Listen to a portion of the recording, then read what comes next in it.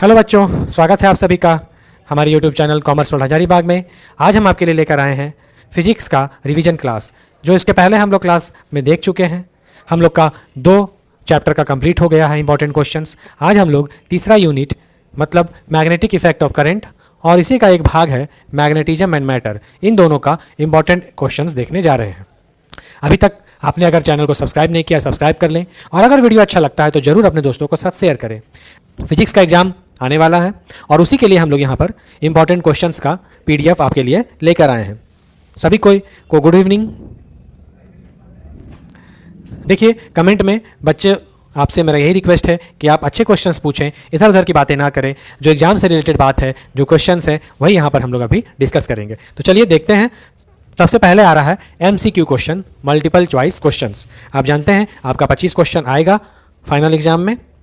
पहला क्वेश्चन क्या बोलता है बच्चों? The magnetic force F on A current carrying conductor of length L in an external magnetic field is given by. एक conductor है, उसका लेंथ दिया हुआ है,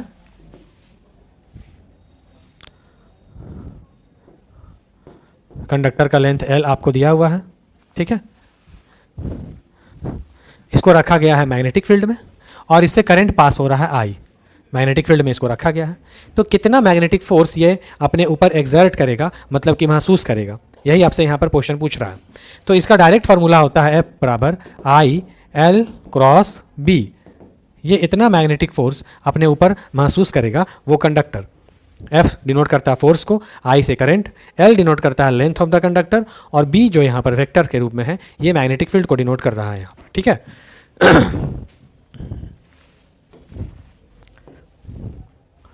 क्वेश्चन दूसरा बोल रहा है which of the following is not correct about the magnetic field lines. यहाँ पर 4 ऑप्शन दिया गया, बोल रहा है इनमें से कौन मैग्नेटिक फील्ड लाइंस के लिए सही नहीं है। आइए देखते हैं क्या बोलता है। पहला है the magnetic field lines of a magnet form continuous close loop. बिल्कुल सही बात है, हम लोग जानते हैं, पढ़ चुके हैं पहले से। जो एक बार मैग्नेट होता है इस तरह से, बार मैग्नेट में 2 पोल होते हैं बच्चे, आप लोग जानते हैं, नॉर्थ पोल और south pole. Magnetic field lines हमेशा नॉर्थ पोल से निकलती हैं, साउथ पोल की ओर जाती हैं। मैग्नेटिक फील्ड लाइंस हमेशा नॉर्थ पोल से निकलकर साउथ पोल की ओर जाती हैं। कहाँ? मैग्नेट के बाहर, आउटसाइड द मैग्नेट। ये भी एक इंपॉर्टेंट एमसीक्यू क्वेश्चन है। ये क्वेश्चन भी बहुत बार आया है कि बताइए मैग्नेटिक फील्ड लाइंस का डायरेक्शन किधर होता है?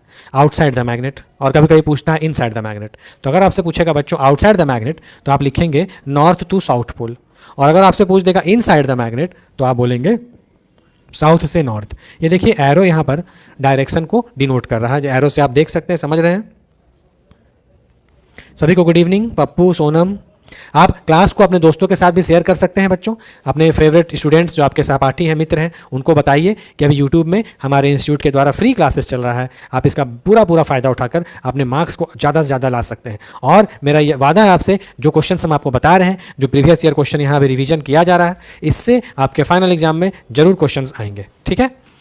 तो यहाँ पर हम जब ऑप्शंस को देखते हैं तो पहला ऑप्शन तो सही है, ये क्लोज लूप तो जरूर बनाती है मैग्नेटिक फील्ड लाइंस। दूसरा में बोल रहा था tangent to the field lines at a given point represent the direction of net magnetic field at that point. ये भी सही है। अगर इस पॉइंट पर अगर हम टेंजेंट खींच दें तो इस पॉइंट पर खींचा गया जो टेंजेंट होगा इस पॉइंट पर मैग्नेटिक फील्ड के डायरेक्शन को रिप्रेजेंट करता है। सही है, यहाँ बी से बी मैग्नेटिक फील्ड का डायरेक्शन हो जाएगा। ये भी सही है। The larger the number of field lines crossing per unit area the stronger is the magnitude of the magnetic field. सही है। कहने का मतलब अगर कहीं किसी जगह से, किसी एरिया से ज़्यादा number of magnetic field lines pass हो रही हैं तो इसका मतलब यह है कि उस एरिया पर मैग्नेटिक फील्ड का जो स्ट्रेंथ है, जो मैग्नीट्यूड है, वो ज़्यादा है। और अगर किसी एरिया से कम number of magnetic field lines pass होती हैं तो हम बोल सकते हैं कि वहाँ पर जो स्ट्रेंथ है मैग्नेटिक फील्ड का वो कम है, कमज़ोर मैग्नेटिक फील्ड वहाँ पर कहलाएगा। तो ये भी सही है। अब 3 ऑप्शन सही हो गया तो निश्चित रूप से बच्चों चौथा ऑप्शन जो है गलत होगा। बिना पढ़े भी लगा सकते हैं आप। चलिए पढ़ भी लेते हैं। बोल रहा है द मैग्नेटिक फील्ड लाइंस में intersect each other in certain condition. बिल्कुल गलत है। 2 मैग्नेटिक फील्ड लाइंस या 2 इलेक्ट्रिक फील्ड लाइंस, जो हमने इलेक्ट्रोस्टैटिक में पढ़ा है, ये दोनों फील्ड लाइंस कभी भी एक दूसरे को क्रॉस नहीं करती हैं। इनका पाथ अलग अलग होता है, सबका रास्ता अलग अलग होता है। देखिए अभी जो हम चर्चा कर रहे थे आपसे वही अगला क्वेश्चन यहाँ पर है। The magnetic field lines inside a bar magnet, और ये देखिए 23 में पूछा है, 24 में पूछा है, हो सकता है 25 में भी आ जाए, रिपीट कर सकता है। कहाँ बोल रहा है बच्चों? इनसाइड। अंदर की ओर आप देखिए कहाँ से कहाँ जा रहा है? साउथ से नॉर्थ पोल की ओर जा रहा है। देख रहे हैं, साउथ से नॉर्थ पोल। इनसाइड द क्या आंसर हो जाएगा? बी नंबर, साउथ से नॉर्थ पोल हो जाएगा।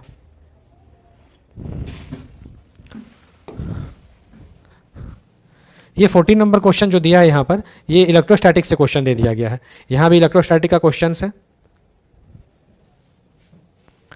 हाँ, ये क्वेश्चन देखते हैं 17 नंबर, ये भी इंपॉर्टेंट है।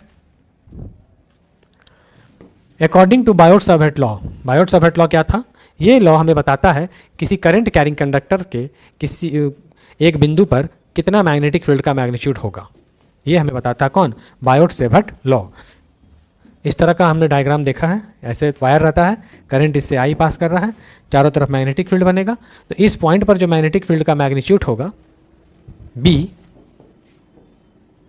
यहाँ से इसको हम मिला देंगे। छोटा लेंथ इसका डीएल ले लेते हैं, डिस्टेंस आर है, यहाँ थीटा है, ठीक है। तो इस पॉइंट पर अगर मैग्नेटिक फील्ड को निकालना हो तो यहाँ जो मैग्नेटिक फील्ड है डी बी, 4 बातों पर निर्भर करता है। 4 बातों पर ये मैग्नेटिक फील्ड निर्भर करेगा। कौन कौन सी बातों पर? आई पर, डीएल पर, साइन थीटा पर और 1/r² पर। डिस्टेंस का इन्वर्सली प्रोपोर्शनल, जिसको हम लोग यहाँ पर देख रहे हैं। तब ये I D L sine theta r² हो गया। तो बोल रहा क्वेश्चन क्या कि किस पर निर्भर करता है, कैसे निर्भर करता है? तो आप देख रहे हैं 1/r² पर है, तो ये गलत हो गया, ये भी गलत हो गया, ये भी गलत है, ये सही है। बी इन्वर्सली प्रोपोर्शनल r², या बोल सकते हैं B is directly proportional 1/r²। दोनों तरीके से आप इसको बोल सकते हैं। ठीक है, सभी को समझ में आ रहा है? चलिए, बहुत अच्छा। Next question is about Lorentz force. Lorentz force क्या है, कैसे दिया जाता है? तो सबसे पहले हम जानते हैं कि लॉरेंज फोर्स होता क्या है। सपोज एक चार्ज पार्टिकल है,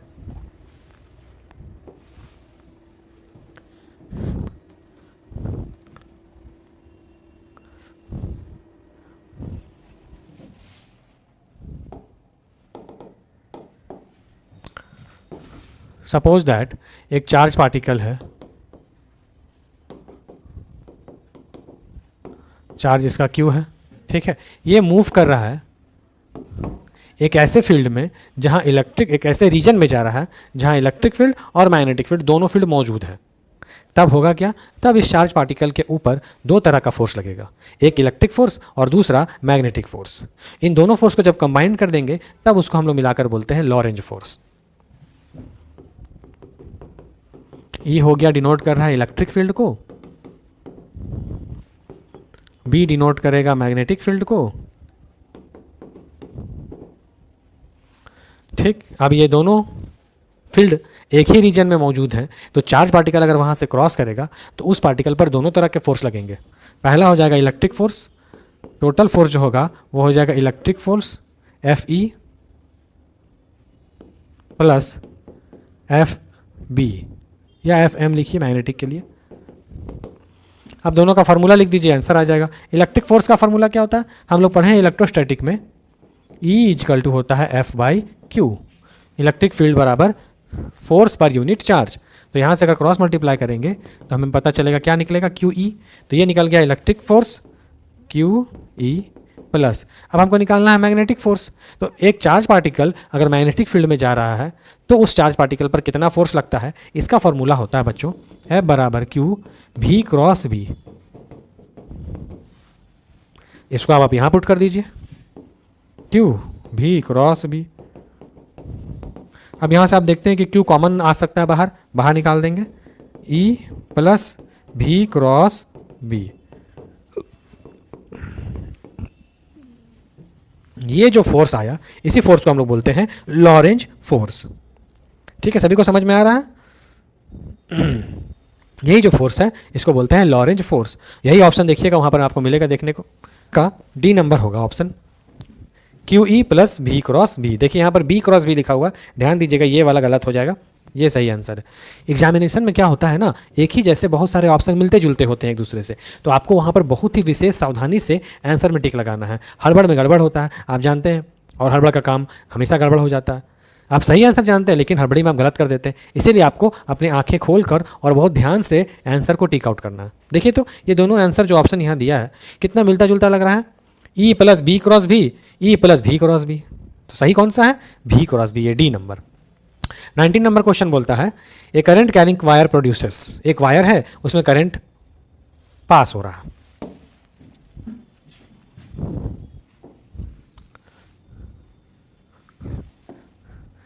आई करंट पास हो रहा इस वायर से। तो बताइए इस वायर जो है इसके चारों तरफ करंट कैरिंग वायर कौन कौन सा फील्ड को प्रोड्यूस करेगा?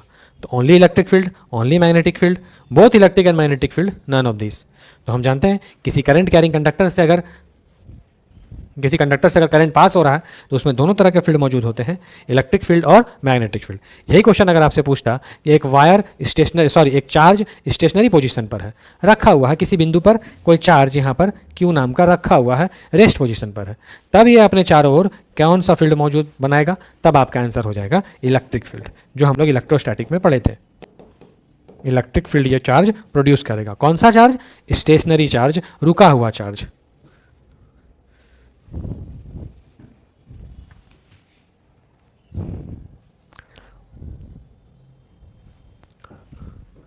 बीस नंबर क्वेश्चन देखिए, when an ammeter is shunted its measuring range. Ammeter को हम लोग शंट कर दिए। शंट करने का मतलब क्या होता है? हम लोग इसके पहले टॉपिक देखिए, एक टॉपिक है कन्वर्सन ऑफ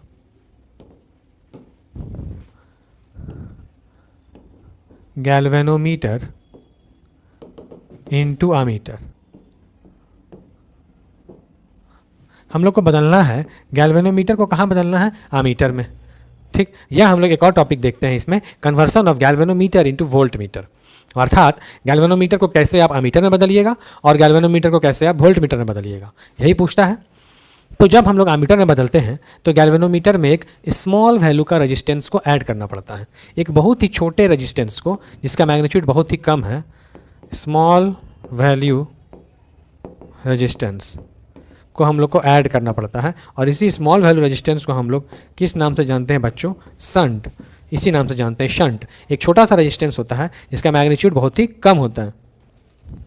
ठीक है, तो इसका पूछ रहा है कि अगर हम एक आमीटर को शंट कर देते हैं तो उसका मेजरिंग जो रेंज है वो बढ़ता है, घटता है, क्या होता है? देखिए ऑप्शन क्या बोला, डिक्रीज घट जाता है, इंक्रीज बढ़ जाता है, remains unchange, none of this, कुछ नहीं होता है। तो ऑप्शन हो जाएगा बी इसका सही आंसर, कि जब एक आमीटर को शंट करते हैं तो उसका जो रेंज होता है, मापने का जो क्षेत्र होता है, एरिया, वो बढ़ जाता है, इंक्रीज हो जाता है। चलिए अब सब्जेक्टिव क्वेश्चंस की ओर बढ़ते हैं हम लोग। वेरी शॉर्ट तो आपसे नहीं पूछने जा रहा है एग्जाम में, हम लोग बढ़ेंगे शॉर्ट क्वेश्चंस की ओर।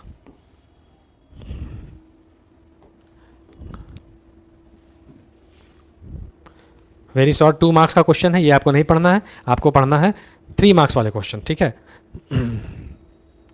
जैसे ये क्वेश्चन इंपॉर्टेंट है, स्टेट बायोट-सेवर्ट लॉ। अभी हम ये आपके साथ डिस्कस कर रहे थे ना कि बायोट-सेवर्ट लॉ को लिखिए और उसको प्रूफ कीजिए, क्या उसका फॉर्मूला था वो बताना था। तो बायोट-सेवर्ट लॉ हमें मैग्नेटिक फील्ड के मैग्नीट्यूड को फाइंड करने में मदद करता है। कहीं पर किसी वायर से करंट पास हो रहा है तो उसके चारों तरफ क्या बनेगा? मैग्नेटिक फील्ड बनेगा। मैग्नेटिक फील्ड का मैग्नीट्यूड कितना होगा, वैल्यू कितना होगा, उसके लिए हम लोग जो फार्मूला पढ़ते हैं वो पढ़ते हैं कहाँ से? बायोट-सेवर्ट लॉ से। हालांकि ये क्वेश्चन 2024 में, मतलब पिछले साल पूछा जा चुका है, तो इसका आने की संभावना कम है, रिपीट होने का चांसेस कम है। क्वेश्चन कैसे रिपीट होता है तो याद रखेंगे बच्चों, क्वेश्चंस अल्टरनेट ईयर से रिपीट होता है। और एक इंपॉर्टेंट क्वेश्चन है ये 2020 वाला, ये भी एग्जाम में अभी रिपीट होने का बहुत ज़्यादा चांस है। Define diamagnetic and paramagnetic materials. 3 तरह के मैग्नेटिक मटेरियल्स होते हैं। मैग्नेटिक मटेरियल्स, फेरोमैग्नेटिक, पैरामैग्नेटिक,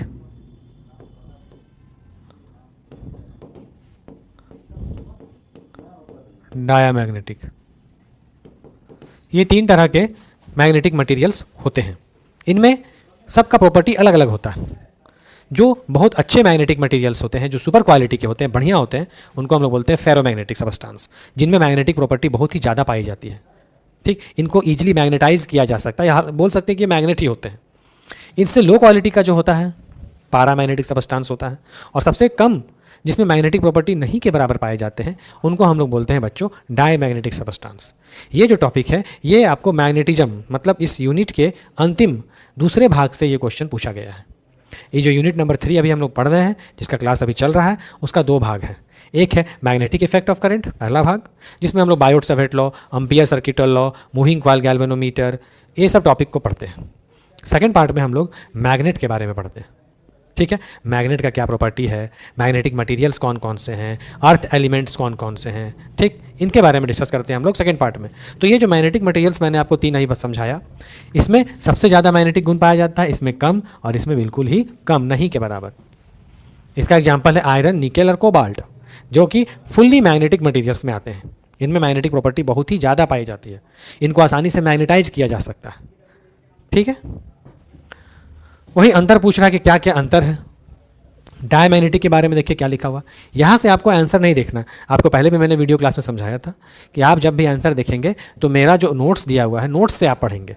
इसमें जो आंसर लिखा हुआ है थोड़ा अजीब टाइप का है, लैंग्वेज आपको इसमें उतना अच्छा समझ में नहीं आएगा। आप बस यहाँ से क्वेश्चंस को उठाइए, इंपॉर्टेंट टॉपिक्स को हम जो आपको लिखा रहे हैं उसको देखिए। ठीक है, बाकी आपको यहाँ से आंसर देखने की ज़रूरत नहीं है। आंसर आप अपने नोट्स में खोजेंगे, वहाँ पर आपको आसानी से आंसर सारा मिल जाएगा। देखिए लॉरेंज फोर्स का एक्सप्रेशन भी लिखने के लिए आया, अगर आप इसको शॉर्ट क्वेश्चन में कंप्लीट करेंगे तो इससे आपका एमसीक्यू भी हो जाएगा। अभी हम लोग ये देख रहे थे ना, F = QE + V × B, ये था।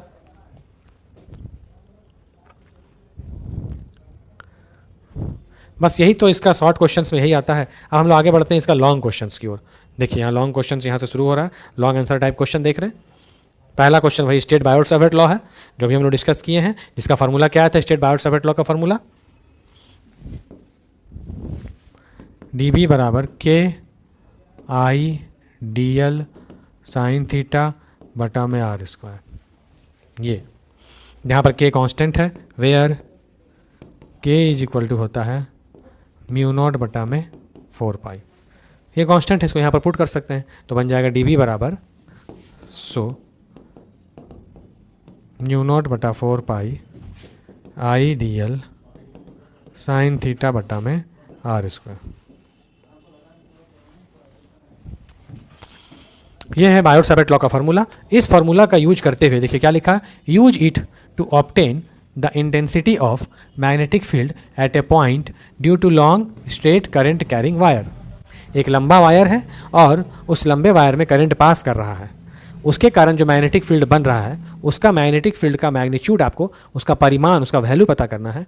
क्या यूज करते हुए, तो बायोट सावर्ट लॉ को यूज करते हुए। आसान क्वेश्चन है, डेरिवेशन भी हम करा चुके हैं, आप वहाँ से देख सकते हो। ये फार्मूला है, इसी को यूज करते हुए आपको एक लॉन्ग स्ट्रेट वायर से मैग्नेटिक फील्ड का मैग्नीट्यूड को फाइंड करना है, निकालना है। ये इंपॉर्टेंट है, इससे क्वेश्चन भी आई है। ये क्वेश्चन 5 मार्क्स के लिए आएगा। देखिए यही फिगर है इसका। दूसरा इंपॉर्टेंट क्वेश्चन है ये वाला, जिसको हम लोग बोलते हैं सोलिनॉइड। पहला है using Ampere circuital law obtain an expression for magnetic field at a point on the axis of a current carrying solenoid of length L having n number of turns close to mid point. 2015 में पूछा गया question है, 15 के बाद ये question नहीं repeat हुआ है, तो संभावना है कि ये क्वेश्चन आपका दोबारा रिपीट होगा, पूछागा जरूर। ठीक है, क्वेश्चन क्या बोला है फिर से एक बार देख लेते हैं। एम्पियर सर्किटल लॉ का यूज करना है। एम्पियर सर्किटल लॉ का कभी कभी डायरेक्ट आपको फॉर्मूला भी पूछता है, सर्क्यूटल लॉ। एक अभी हमने पढ़ा था बच्चों बायोट सावर्ट लॉ, और अभी हम पढ़ रहे हैं दूसरा एम्पियर सर्क्यूटल लॉ। तो बायोट सावर्ट लॉ जो था वो भी मैग्नेटिक फील्ड का मैग्नीट्यूड पता करता है, और ये एम्पियर सर्क्यूटल लॉ भी मैग्नेटिक फील्ड का वैल्यू पता करने का काम करता है। इसका फार्मूला होता है इंटीग्रल B.dl = μ0 × I। कभी कभी ये डायरेक्ट फार्मूला पूछता है एमसीक्यू में, बताइए इसको लिखेंगे कैसे, क्या फार्मूला होता है इसका एम्पियर सर्क्यूटल लॉ का। तो डायरेक्ट आपको यही फार्मूला लिख देना है, B.dl = μ0 × I, जहां पर B डिनोट करता है मैग्नेटिक फील्ड को, dl वायर के छोटे भाग की लंबाई को, μ0 कांस्टेंट है। μ0 का नाम बहुत सारे बच्चे जानते हैं, पर मियाबिलिटी ऑफ फ्री स्पेस, ये कांस्टेंट है।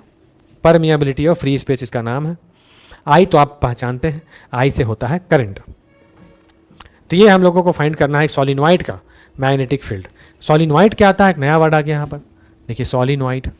तो सोलिनॉइड आपने स्प्रिंग देखा होगा सभी बच्चों ने, सब लोग जानते हैं स्प्रिंग क्या होता है। उसी टाइप का एक कॉइल यहाँ पर है जो आप देख रहे हैं फिगर में। यहाँ पर इसमें एक तरफ से करंट इंटर हो रहा है, इन हो रहा है, दूसरे तरफ से करंट आउट हो रहा है, निकल रहा है, और इस करंट के कारण यहाँ पर मैग्नेटिक फील्ड जनरेट होता है। अब इस सिस्टम को हम लोग बोलेंगे करंट कैरिंग सॉलिनॉइड, जिसमें क्या होता है, नंबर ऑफ टर्न्स होते हैं। देखिए कितनी बार तार को यहाँ पर लपेटा गया है, इसको बोलते हैं नंबर ऑफ टर्न्स, कुछ इसका लंबाई भी है, ठीक। तब ये जो फिगर है इसको कहेंगे हम लोग सॉलिनॉइड। नंबर ऑफ टर्न्स यहाँ पर है n, लंबाई इसका l है, क्वेश्चन में दिया हुआ देखिए लेंथ l दिया है और कैपिटल N इसके नंबर ऑफ टर्न्स है। तब इसका जो फार्मूला होता है वो आपको फाइंड करना है कि कितना मैग्नेटिक फील्ड का फार्मूला होता है। तो इसका आता है रिजल्ट B बराबर म्यू नॉट एन आई। देखिएगा लास्ट में यही फार्मूला यहाँ पर आया होगा, B बराबर म्यू नॉट एन आई, यही है सॉलिनॉइड का मैग्नेटिक फील्ड का मैग्नीट्यूड, मतलब मैग्नेटिक फील्ड का वैल्यू।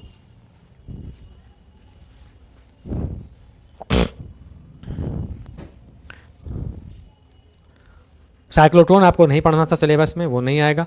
मूविंग कॉइल गैल्वेनोमीटर जो है इस साल आ चुका है 2024 में, तो वो भी आपको देखने की ज़रूरत नहीं है, उससे क्वेश्चन नहीं आएगा। देखिए क्वेश्चंस की कमी नहीं है, क्वेश्चंस बहुत ज़्यादा अवेलेबल है, तो ऐसा नहीं है कि जो क्वेश्चन आ गया उसी को बार बार रिपीट करेगा। नए नए क्वेश्चंस भी आपको देखने को मिलेंगे।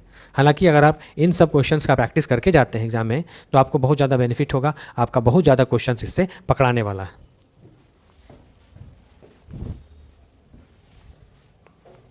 ये देखिए, ये जो क्वेश्चन है क्वेश्चन नंबर 6, ये बायोट-सावर्ट लॉ से ही रिलेटेड क्वेश्चन है, और ये VVI हम करवाए थे, अभी भी करवा दे रहे हैं। इंपॉर्टेंट क्वेश्चन में आता है ये वाला, 5 मार्क्स के लिए, लॉन्ग क्वेश्चन है, ठीक है, 5 मार्क्स। अभी हम लोग 5 मार्क्स का क्वेश्चन ही कवर अप कर रहे हैं, उसी सिलसिले में ये भी क्वेश्चन आपको देखने को मिल रहा है 5। आइए क्वेश्चन पर हम लोग आते हैं। देखिए बायोट-सावर्ट लॉ को शॉर्ट में हम लोग बोलते हैं BSL, वहाँ लिखा हुआ है देखिए, explain Biot-Savart law BSL, with its help derive an expression for magnetic field at any point on the axis of a current carrying loop। एक लूप है, एक तार है, वायर है, सर्कुलर वायर है, करंट पास कर रहा है, इसका सेंटर है, तो इसके एक्सिस पर, ये वाला इसका एक्सिस हो गया, इसमें एक पॉइंट P नाम का यहाँ लिया हमने, और बोल रहा है कि इसी P पॉइंट पर मैग्नेटिक फील्ड का मैग्नीट्यूड को पता कीजिए, उसका वैल्यू को खोजिए। तो पहले बायोट-सावर्ट लॉ के बारे में थोड़ा सा लिख देना है इंट्रोडक्शन के तौर पर कि हाँ बायोट-सावर्ट लॉ का यूज होता है मैग्नेटिक फील्ड के मैग्नीट्यूड को पता करने में, इसका फार्मूला ये होता है। अब आप उसके बाद डेरिवेशन को लिखना स्टार्ट करेंगे, ठीक है। तो डेरिवेशन इसका करेंगे, सिंपल सा डेरिवेशन है, कराया गया है मेरे द्वारा पहले भी, वहाँ पर आप देखिए बिल्कुल आसानी से आपको समझ में आ जाएगा, ठीक है। क्लास अच्छा लगता हो तो जरूर शेयर करेंगे बच्चों, ठीक। सारा लगभग मेन क्वेश्चंस हम लोगों ने इस चैप्टर का कर लिया है। मैग्नेटिक इफेक्ट ऑफ करंट मतलब आज हमारा कंप्लीट हो गया। जो जो क्वेश्चंस आपको हम बताए हैं वो आपको अच्छे से कर लेना है। जो जो टॉपिक हम आपसे डिस्कस किए हैं एक बार फिर से आपको बता देते हैं रिवीजन के लिए। पहले आपको पढ़ना है मैग्नेटिक फोर्स, फिर Lorentz force, Biot Savart law, Ampere circuital law, ठीक है। बायोट-सावर्ट का एप्लीकेशन पढ़ना है, एम्पियर सर्किट का एप्लीकेशन पढ़ना है, दोनों एप्लीकेशन भी समझा दिए। बायोट-सावर्ट का एक एप्लीकेशन था लॉन्ग स्ट्रेट वायर का, और दूसरा था ये जो सर्कुलर वायर है इसके एक्सिस पर मैग्नेटिक फील्ड को निकालना था। क्लियर। एम्पियर सर्किटल लॉ का क्या था, उसमें सॉलिनॉइड जो था उसका मैग्नेटिक फील्ड का वैल्यू निकालना था। मेन बस यही सब टॉपिक है। फिर आप आ जाइए सेकंड वाले टॉपिक पर जिसका नाम है मैग्नेटिज्म।